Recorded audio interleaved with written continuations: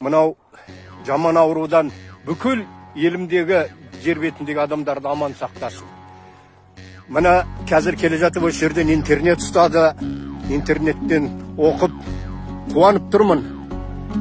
Ақпарат министрі Дәурен Абаев 2 адам жазылып шықты дейді. Қуаныштан көзіме жас келді. Басқа ауырып жатқан адамдарда жазылып шыққанына тілектеспін. Басқа отандастарымның ешқайсысы ауырмасын. Осы жаман ауру айланып өтсін, ешкімге жұқпасын. Мынау елімнің біздерге оқшаулағанына, біздерге деген қамқорлығын деп біліп, далаға шықпай осы тәртіпті сақтасақ, аз күнде бәріміз аман болып шығамыз. Соған жеткізсін.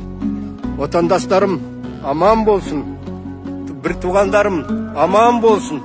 Бүкіл адам баласына Қазақстандағы жақсы тілек тілеймін. Тек қана Қазақстанда емес, барлық жер бетіндегі адамдарға жамандық келмесін. Жақсы заман бола берсін. Аллаху акбар.